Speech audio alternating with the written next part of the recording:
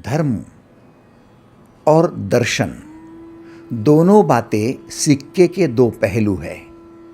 जब मनुष्य धर्म के रास्ते पर चलता है तब उसे ईश्वर का दर्शन होना अनिवार्य है, और जब मनुष्य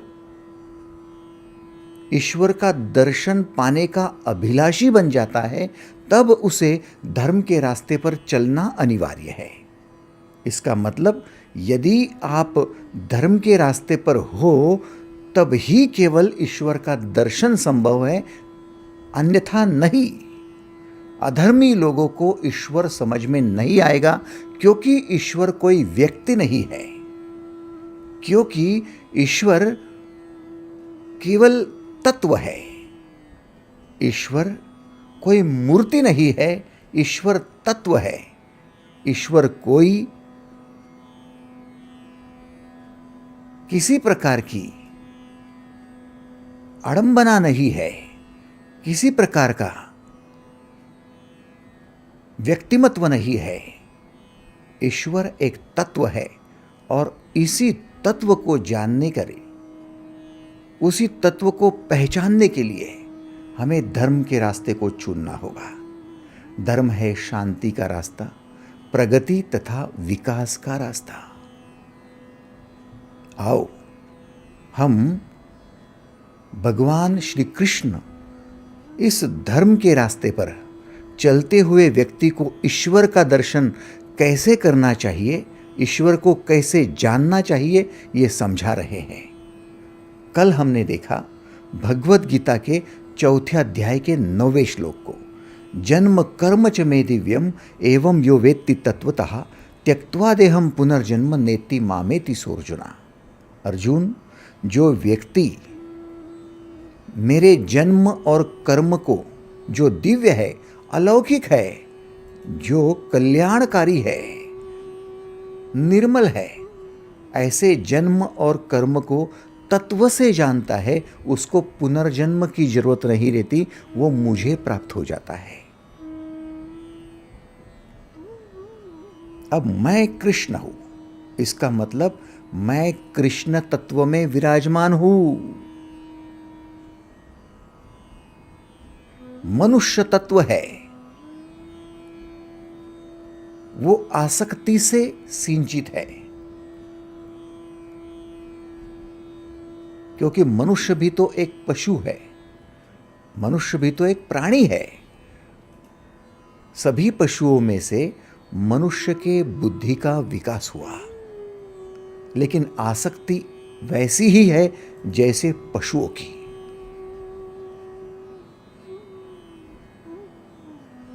वासना वैसी ही है जैसे पशुओं की, कामना वैसी ही है।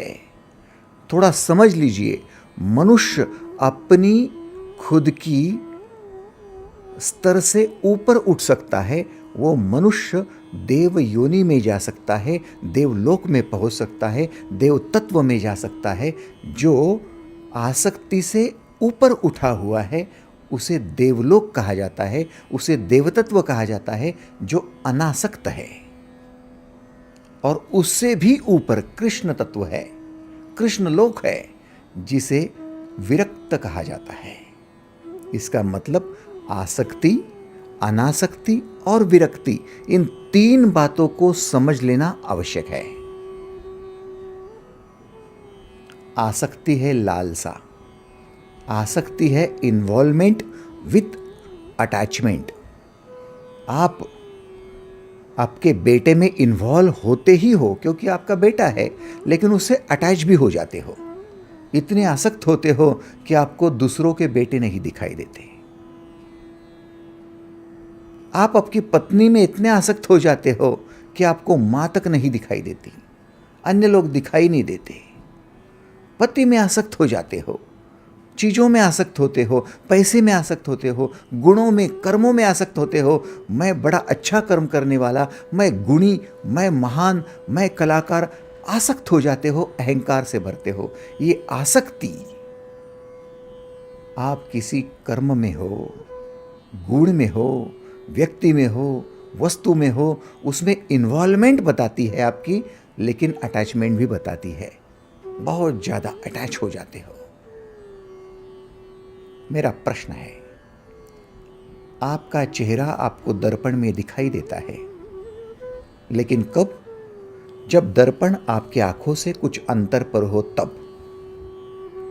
यदि आप अपनी नाक से या आंखों से चिपकाकर दर्पण को देखने की चेष्टा करो तो नहीं आपको चेहरा दिखेगा, दर्शन होगा, खुद का दर्शन तक नहीं कर पाएंगे। क्यों? क्योंकि आप अटैच हो गए हो पूरी तरह से। विशिष्ट अंतर पर यदि दर्पण है तो आपको दर्शन होगा। ठीक उसी प्रकार से जब तक आप आसक्त हो, चीजों में हो या व्यक्तियों में हो, पैसों में हो, धन में हो, पद में हो, प्रतिष्ठा में हो, गुणों में हो, कर्मों में हो, या फिर खुद के विचारों में हो, भावनाओं में हो या कल्पनाओं में हो, कहीं भी आसक्त हो जाओ, ये बात बिल्कुल दर्पण को अपने आंखों से चिपकाने जैसी बात है। इन्वॉल्व तो होते हो, लेकिन इतने अटैच हो जाते हो कि आपको खुद का दर्शन भी नहीं होता, ईश्वर का दर्शन तो दूर की बात है।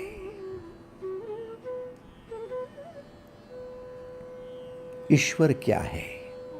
ईश्वर विरक्ति का तत्व है, विरक्ति का स्तर है। विरक्ति क्या है? Involvement without attachment, involvement with detachment. माने इन्वॉल्व तो होते जाओ, लेकिन आप डिटैच रहो, अंतर पर रहो। आप आए क्या और गए क्या? जैसे श्वास आपके भीतर आई,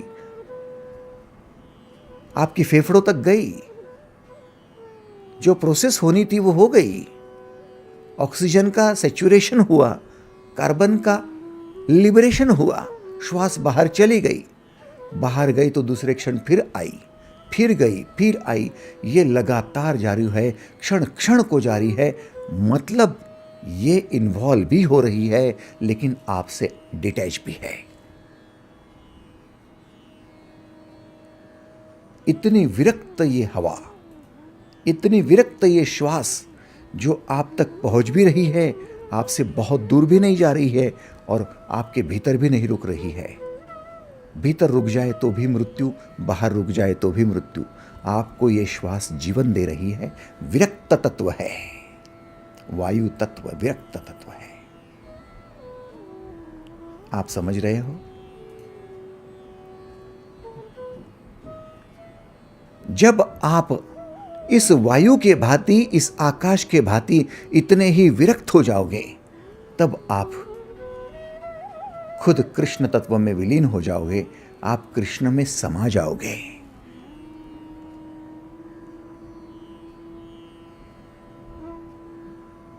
किस प्रकार से कृष्ण का आचरण है, किस प्रकार से परमेश्वर का आचरण है, ईश्वर का दर्शन करने वाले लोगों को पता होना चाहिए। इसलिए भगवान श्री कृष्ण ने आगे का श्लोक दिया, 4 अध्याय का 11वां श्लोक।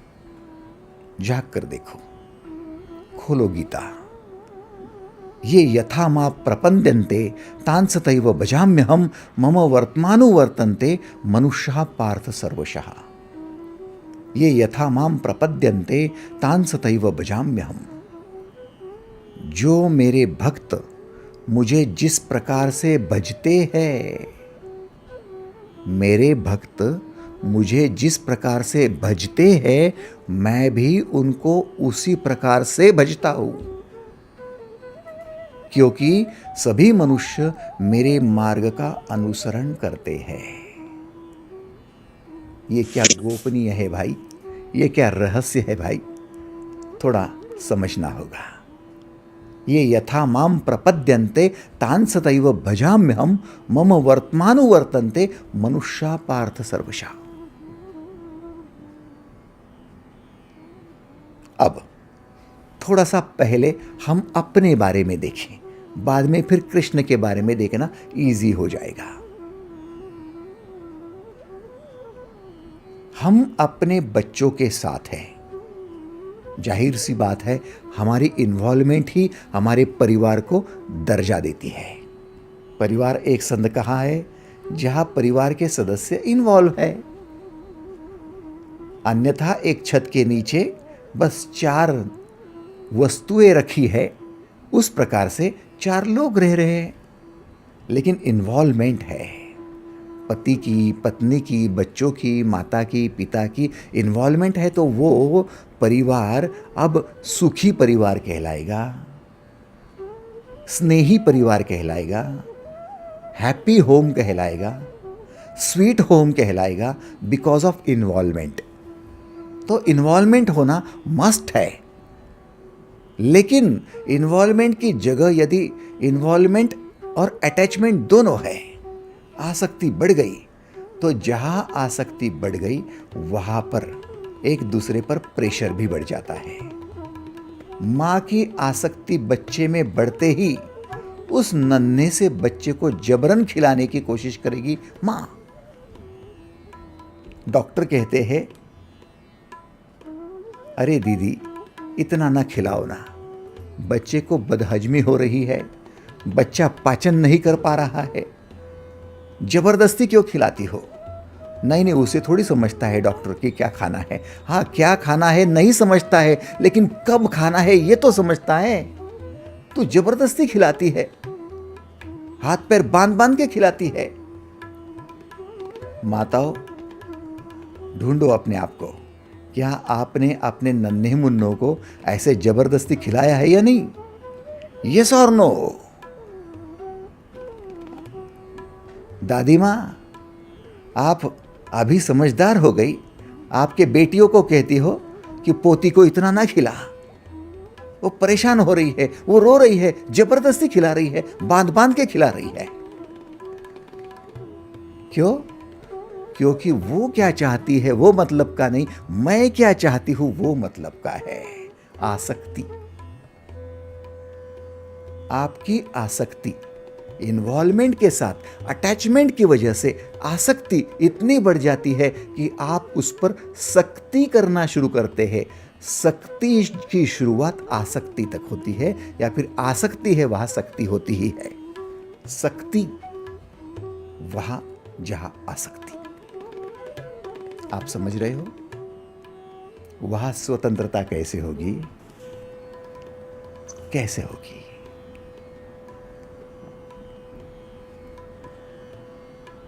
फिर वही मां, थोड़ा बच्चा बड़ा हो जाता है तो उस बच्चे को पढ़ाने के लिए, लिखने के लिए स्कूल में भेजती है। अब वो स्कूल में गणित पढ़ना चाहता है, भूगोल पढ़ना चाहता है, या फिर खेलकूद करना चाहता है, या फिर लिटरेचर में जाना चाहता है, या फिर इंजीनियरिंग करना चाहता है। कौन पूछता है? वो मेरा बेटा है, तो बाप भी जबरदस्ती करेगा, सख्ती करेगा, यही पढ़, इसी स्कूल में पढ़, इतना ही पढ़, इतने घंटे पढ़। अरे उसको खेलने जाना है ना। नहीं, सख्ती। सख्ती।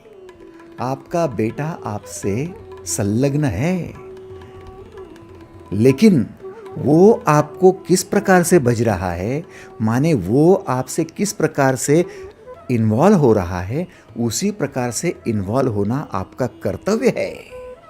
उसको स्वतंत्रता देना कर्तव्य है। बस कृष्ण वही कहते हैं, ये यथा माम प्रपद्यन्ते तान तथैव भजाम्यहम्।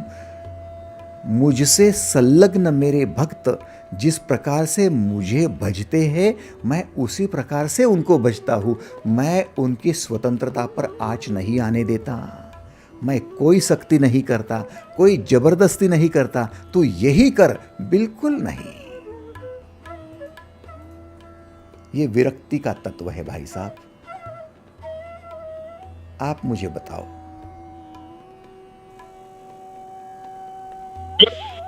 सूर्य का प्रकाश सभी को मिलता है,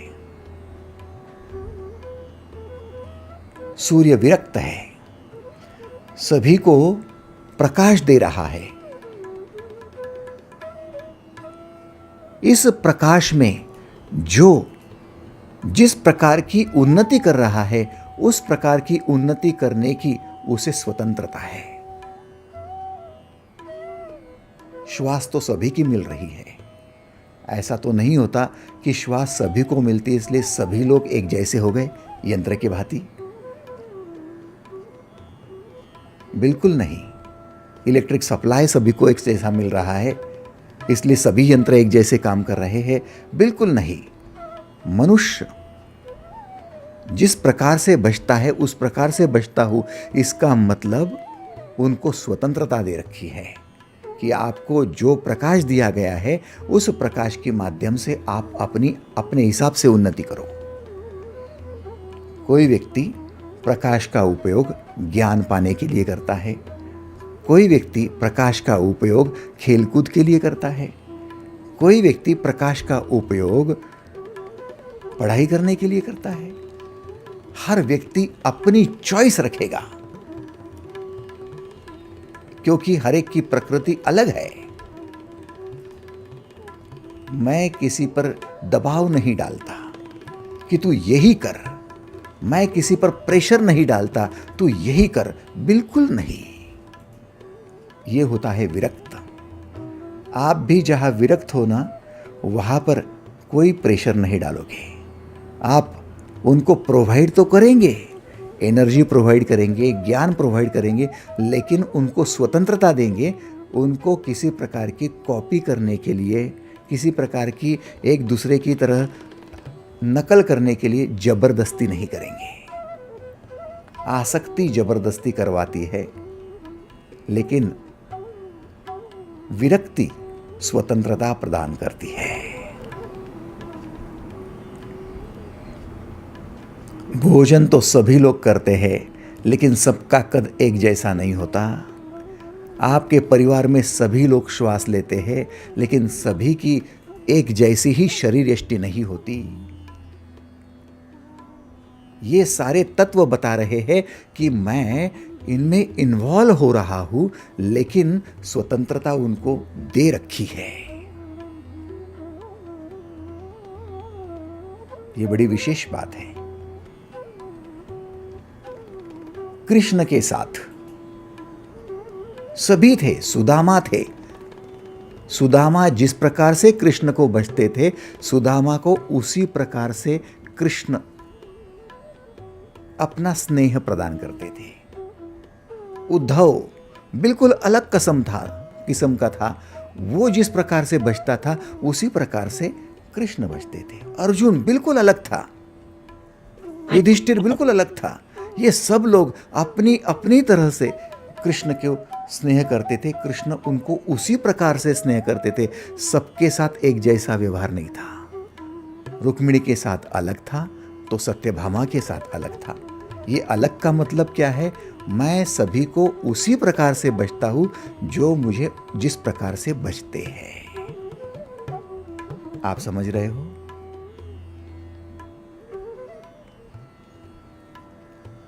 हम करे सो कायदा, हुक्म शाही।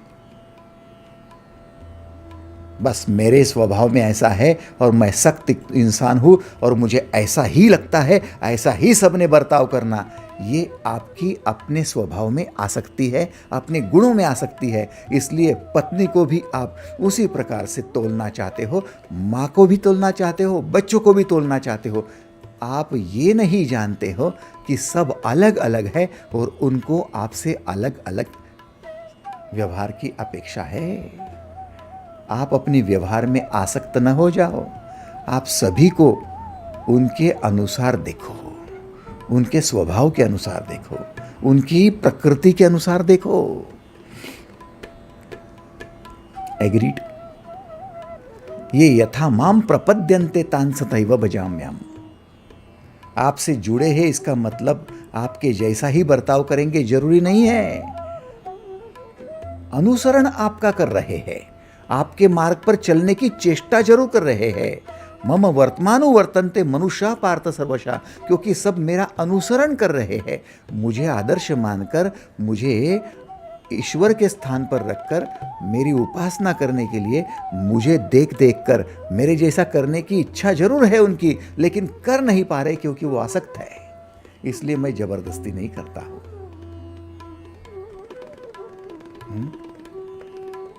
एक माँ के दो बेटे हैं। एक जिम में जाता है, वहाँ वेट लिफ्टिंग करता है, और दूसरा पढ़ाई में ध्यान देता है। अब माँ कहती है कि जो बेटा जिम में जाता है उसको प्रोटीन चाहिए, उसको सप्लीमेंट्स चाहिए, उसको तो बादाम चाहिए, आलमंड मिल्क चाहिए। सुबह से शाम तक वो कितना अलग अलग प्रकार का व्यंजन खाता है जिससे कि उसका शरीर पूर्ण मस्कुलर होता जाए। और जो बेटा पढ़ रहा है उसको भी वही खिलाऊंगी, तू भी खा बादाम, तू भी खा, तू भी आलमंड मिल्क पीते जा, तू भी प्रोटीन लेते जा, तू भी ये खाते जा, तू भी वो करते जा। जो पढ़ाई में ध्यान दे रहा है उसकी उतनी एनर्जी खर्चा हो ही नहीं रही है, उसको जबरदस्ती करने से क्या लाभ। नहीं, एक बेटा ये खाता है और दूसरा क्या खा रहा है, उसको प्रोटीन तो भी मिल रहा है क्या।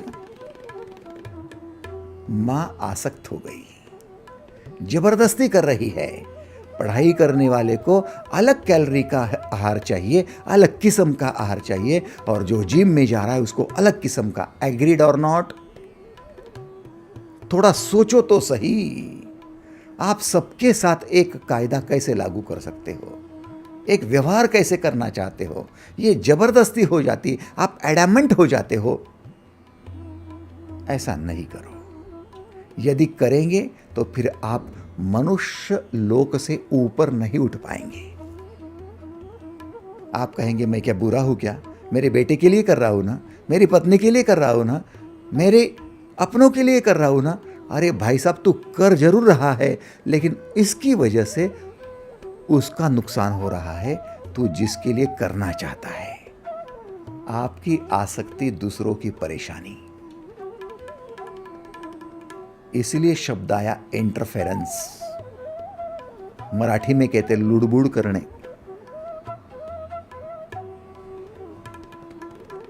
है ना। इंटरफेयर करती है मां, आसक्त है। इंटरफेयर करता है पिता, आसक्त है। इंटरफेयर करने वाले वो दोस्त, आसक्त है। आप इंटरफेयर न करो, उनके साथ इन्वॉल्व जरूर हो, उनके कार्य में हेल्प जरूर करो, उनकी उन्नति के लिए, उनकी प्रगति के लिए, विकास के लिए जरूर उनका साथ दो।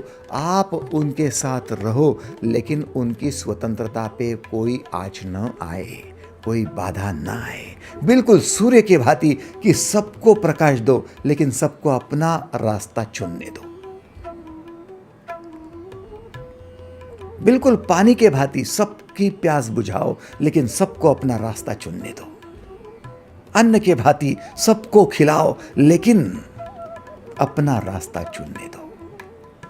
क्योंकि सभी का रास्ता अपना अपना है। धर्म का रास्ता अपना है, प्रगति का, विकास का रास्ता अपना है। स्वधर्मे निधनम श्रेयः परधर्मो भयावह। आपने श्लोक को बहुत अच्छी से समझा था। भगवान श्री ने कहा था, अपनी खुद की धर्म में, माने अपने प्रगति के रास्ते में मृत्यु भी हो गई तो अच्छा है कि अगला जन्म उसको कंप्लीट करने के लिए चल पड़ोगे। अपने विकास के रास्ते पर चलो, लेकिन दूसरों की कॉपी करोगे, पर धर्मो भयावह, तो जीवन भर भयभीत रहोगे, परेशान रहोगे, चिंतित रहोगे, क्योंकि अपना रास्ता छोड़ दिया है, शांत रहोगे ही नहीं। स्वधर्मे निधनम श्रेयः परधर्मो भयावह। और जो व्यक्ति अपना धर्म चुन रहा है, अपनी प्रगति, अपना विकास चुन रहा है, अपनी शांति चुन रहा है, उसको आप जबरदस्ती दूसरे की कॉपी करवाने लगे हो कि ये इंजीनियरिंग कर रहा है तू भी कर, ये मेडिकल पढ़ रहा है तू भी कर, मैंने ये किया है तू भी कर। ऐसे कैसे कर सकते हो। कृष्ण ने कहा कभी बच्चों को कि तुम ऐसा करो, नहीं, ये स्वतंत्रता है। भक्तों को कहा तुम ऐसा करो, नहीं, ये स्वतंत्रता है। सुदामा को जरूरत थी, उन चीजों को प्रोवाइड कर दिया, लेकिन सुदामा को ये नहीं कहा कि तू मेरे महल में रुक जा, तू बड़ा सखा है मेरा, मेरे महल में तो हजारों दालन है, उसमें से एक दालन में तू रह जा, तेरा कल्याण हो जाए। नहीं नहीं नहीं, तू जिस धर्म पर है, जो तू काम कर रहा है वही कर, तेरा कल्याण हो जाए, निकल तू निकल, तू निकल। तेरी स्वतंत्रता तेरा धर्म है।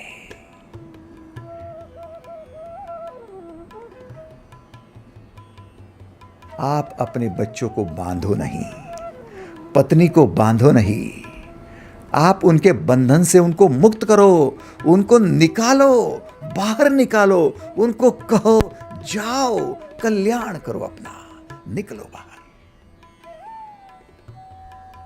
भगवान बुद्ध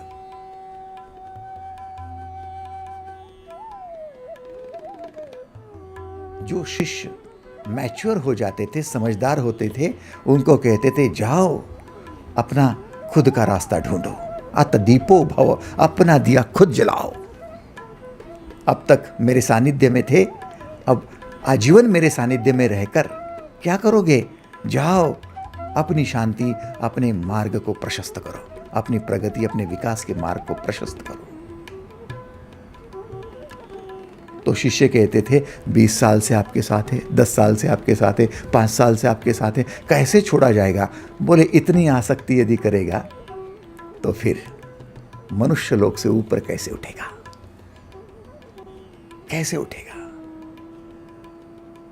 सोचो भाइयों, आप न खुद आसक्त बनो, ना अपने को बांध कर रखो। जितना बंधन है वो कर्म का बंधन हो जाएगा, गुण का बंधन हो जाएगा, जन्म जन्म का बंधन हो जाएगा। या हम तो इतनी तक बातें कर लेते, 7 जन्म तक तू ही पति तू ही पत्नी, इतना बंधन, इतना पक्का। अरे इस जन्म में तो बहुत परेशान करते हो, शराब पी कर आते हो, मार ठोक करते हो, नहीं फिर भी 7 जन्म तू ही रहेगी। चलने दो, चलने दो।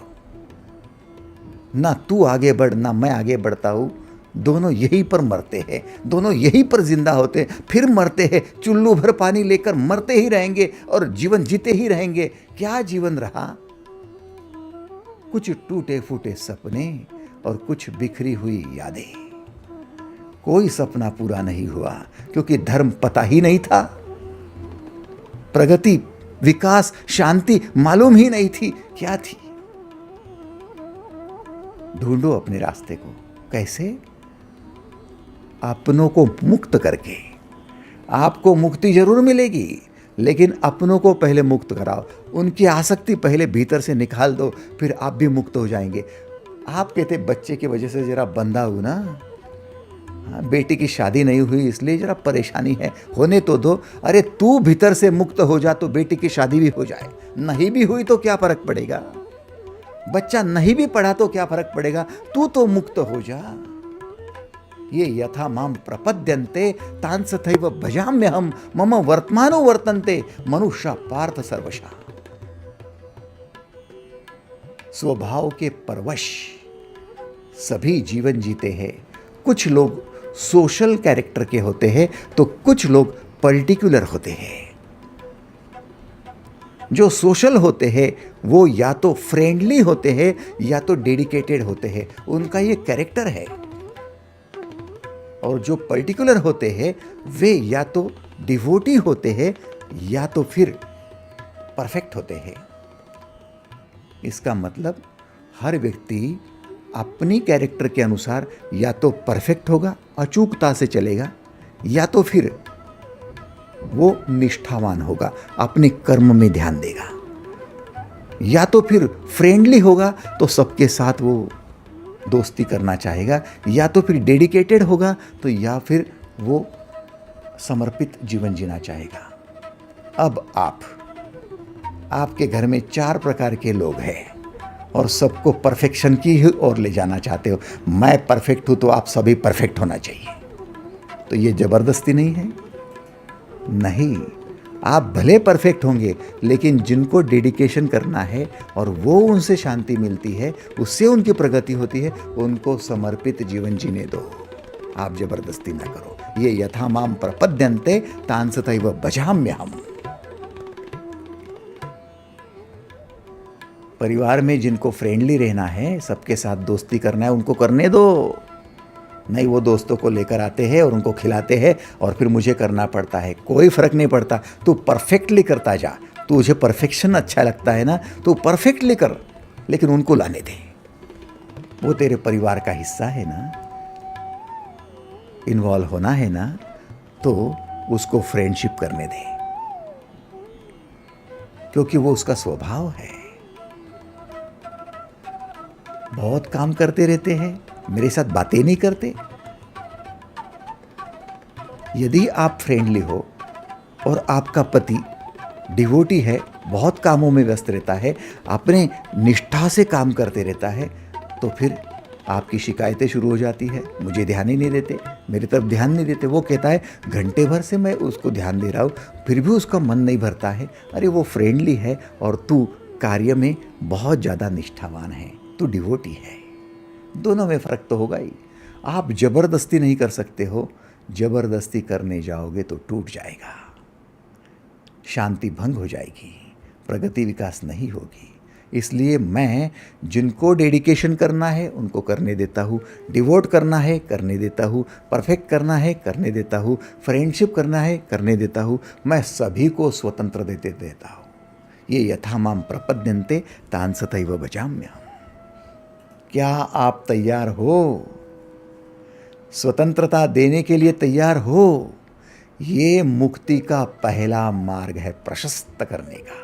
यदि तैयार हो तो हाथ ऊपर करके आप कंसेंट दे सकते हो।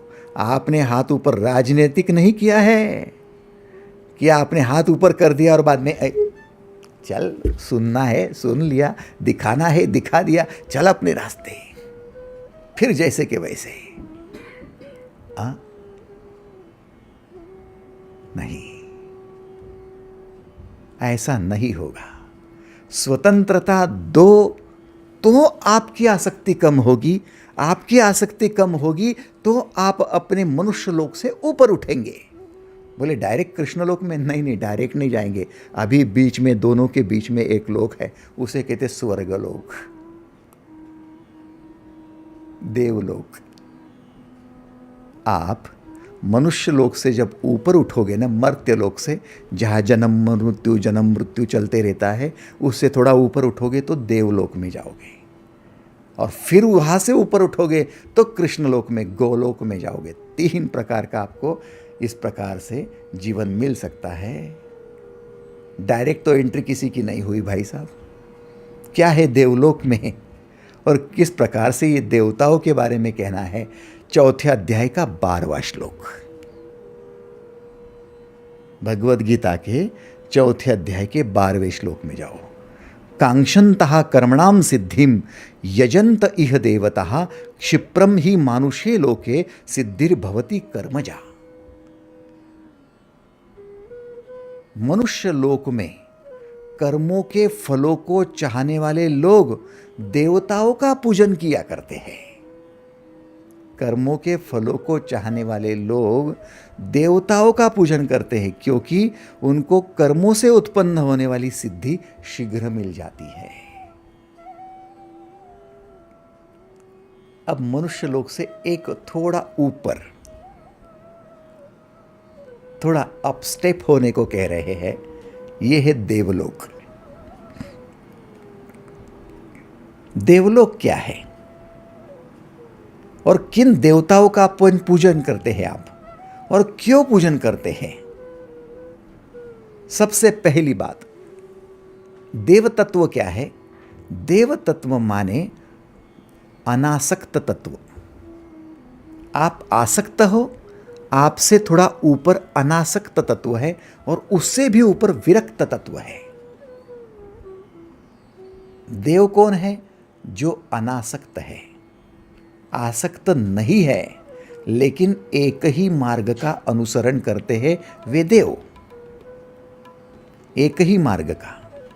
जैसे लक्ष्मी जी, आप देव कहते हो कि लक्ष्मी देव है, लक्ष्मी आसक्त नहीं है इसलिए लक्ष्मी है। लक्ष्मी आसक्त नहीं है मनुष्य के भांति, इसलिए वो देव है। लक्ष्मी सभी को धन देती है, सभी को धान्य देती है, इसलिए वो देव है। सबको देते ही जा रही है, लेकिन जो है उसका संचय कर नहीं रही है, उसको कोई आसक्ति नहीं है उन धन में। वो सबका कल्याण करने के लिए दिव्य काम कर रही है, इसलिए वो लक्ष्मी है। ये लक्ष्मी तत्व हो गया, देव तत्व हो गया। अब ये जो लक्ष्मी दे रही है, वो धन ही दे रही है, वो आपको ज्ञान नहीं दे रही है, विद्या नहीं दे रही। जो दे रही वो सरस्वती बन गई। जो विद्या दे रही वो सरस्वती बन गई। लक्ष्मी का चैनल अलग हो गया, धन वाला हो गया। सरस्वती का चैनल अलग हो गया, शारदा का चैनल अलग हो गया। देव अपने अपने चैनल में है। देव दिव्य कार्य तो कर रहे हैं, लेकिन अपनी चैनल में उतना ही काम कर रहे हैं, वो सर्वव्यापक नहीं है। गणेश जी अपने चैनल में है। जितने भी देवों का आप नाम लेते हो, हनुमान जी अपने चैनल में है। आप जिनको देव कहते हो वो अनासक्त है, इसलिए देव हो गए। आपकी आसक्ति कम हो गई और आप एक चैनल में विशिष्ट कार्य करने लगे, आप देव हो गए। सचिन तेंदुलकर को आपने देव कहा, क्रिकेट का देव। वो क्रिकेट का देव है लेकिन फुटबॉल का नहीं है। वो क्रिकेट का देव है तो वॉलीबॉल का नहीं है, वो अन्य खेलों का नहीं है।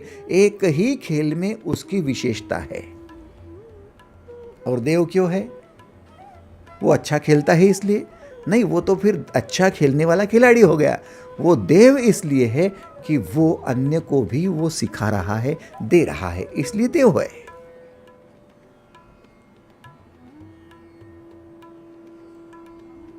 जो सभी के कल्याण के लिए एक विशिष्ट चैनल, विशिष्ट माध्यम से चलता है और सभी का कल्याण करता है, दिव्यत्व लाने के लिए, उनकी प्रगति के लिए, उनके विकास के लिए, वो देव है। आपकी माता आपके लिए देव है, आपके पिता आपके लिए देव है, विशिष्ट चैनल में चलने वाले देव है। जिनको आसक्ति नहीं है लेकिन एक ही चैनल में चलते हैं, वो एक आयामी है, बहुआयामी नहीं है, वो देव है।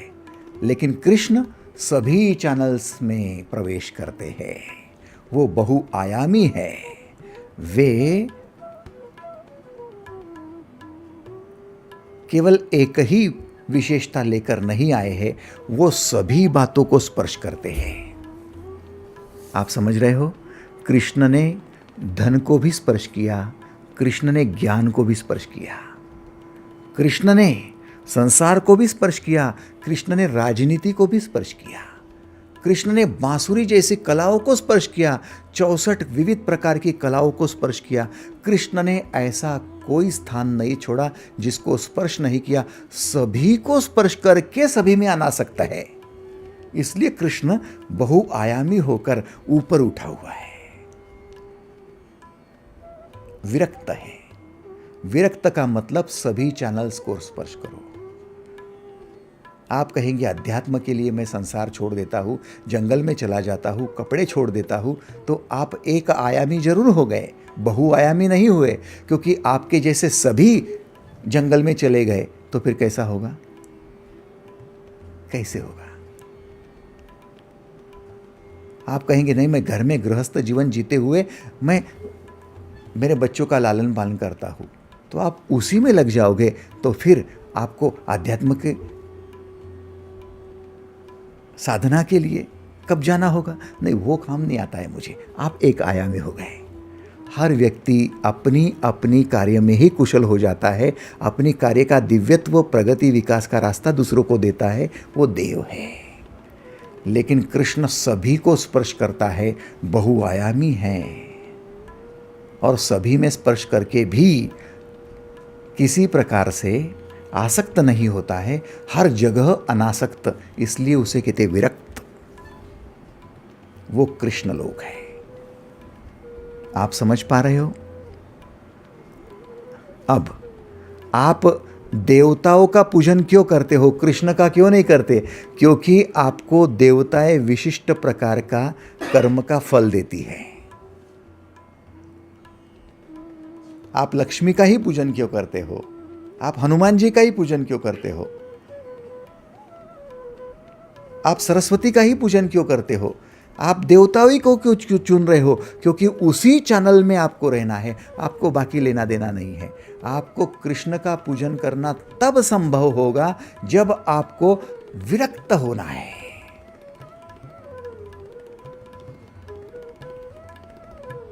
इसलिए कृष्ण के मंदिर में जाना कृष्ण का पूजन नहीं है। कृष्ण को हार फूल चढ़ाना और कृष्ण का भजन गाना भी कृष्ण को भजना नहीं है। जब आपकी इच्छा होगी कि जीवन के हर पहलू को स्पर्श करूं, संसार को भी, सन्यास को भी, बच्चों के लालन पालन को भी, और ऑफिस को भी, कार्यालय को भी, बिजनेस को भी, राजनीति को भी, हर चीज में मैं जाऊंगा, हर चीज में स्पर्श करूंगा, लेकिन अनासक्त, जैसे एपीजे अब्दुल कलाम। प्रयत्न तो हर जगह था, हर जगह इन्वॉल्व हो रहे थे, लेकिन अनासक्त होकर पायलट बनना है वो भी करके देखता हूँ, राष्ट्रपति बनना है वो भी करके देखता हूँ, प्रोफेसर बनना है, मोटिवेशनल स्पीकर बनना है वो भी करके देखता हूँ, साइंटिस्ट बनना है वो भी करके देखता हूँ। इन्वॉल्व तो हर जगह होऊंगा, संसार करना है हर जगह करूंगा, लेकिन अटैच नहीं होऊंगा। भाई साहब, विरक्ति और ऊपर की स्टेट है और अनासक्ति उसके नीचे की स्टेट है। कृष्ण कह रहे कांक्षन्तः कर्मणाम सिद्धिम यजंत ईत ही देवतः क्षिप्रम ही मानुषे लोके सिद्धिर्भवति कर्मजा। आप कोई भी मनुष्य कर्मों के फल जो चाहते हैं वो देवताओं का ही पूजन करेंगे, क्योंकि कर्म के फलों में आ सकता है। घर में सरस्वती की मूर्ति है, पढ़ाई के लिए बच्चा जा रहा है, एग्जाम के लिए जा रहा है, माँ कहेगी ए जा प्रणाम कर ले, सरस्वती माँ का आशीर्वाद ले। व्यायाम करने जा रहा है, हनुमान जी की फोटो लगी हुई है, नमस्कार करो, बाद में फिर व्यायाम शुरू करो। क्या बात है, कर्म का फल चाहते हैं। आपने कभी देखा है कि व्यायामशाला में लक्ष्मी जी की मूर्ति है? हाँ, वहाँ सरस्वती है? नहीं। हम लोग जिम में जाते तो वहाँ हनुमान जी को प्रणाम करते, हनुमान जी जरा देखना आपके जैसे मसल, थोड़ा बाइसेप बना दे, थोड़ा सा ट्राइसेप बना दे। क्या है?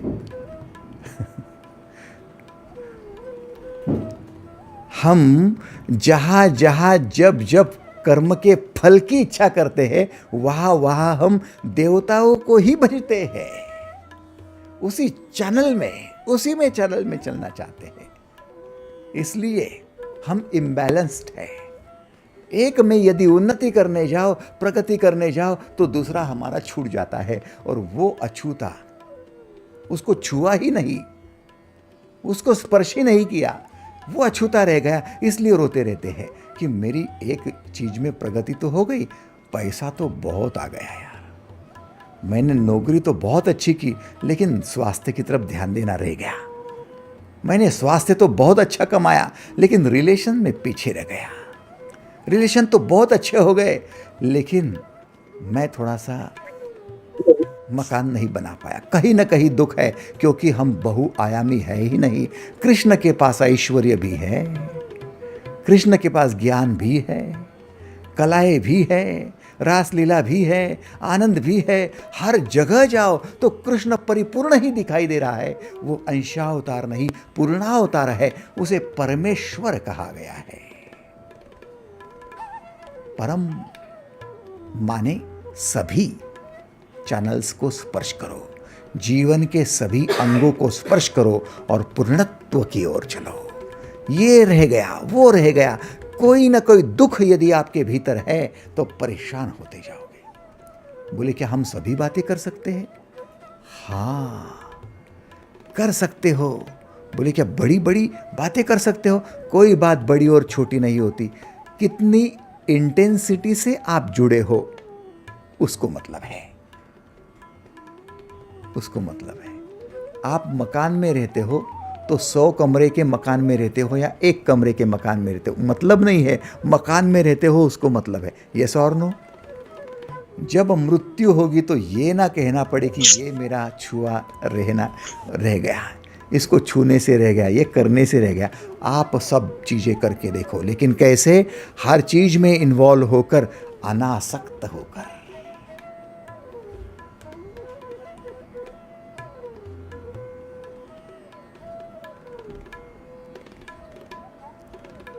जितनी जितनी आसक्ति होगी, विशिष्ट क्षेत्र में आसक्ति होगी, उतनी ही देवताओं का आपका संबंध आएगा और वे देवता आपको कर्म का फल देंगे, आपको उतनी ही सिद्धि प्रदान करेंगे।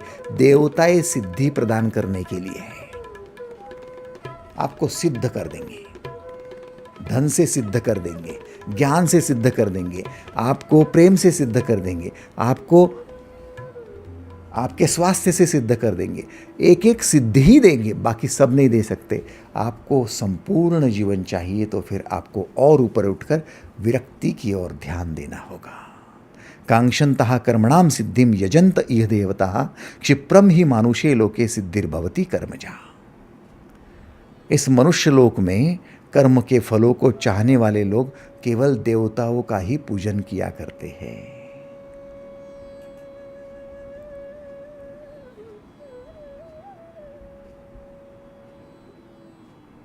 अब आप सोचिए, आपको अनासक्त जीवन जीना है या विरक्त? एक कदम और ऊपर, लेकिन कम से कम अनासक्ति की ओर तो बढ़ो। एक कदम और ऊपर, आसक्ति को छोड़कर। आज के लिए बस इतना ही। धन्यवाद।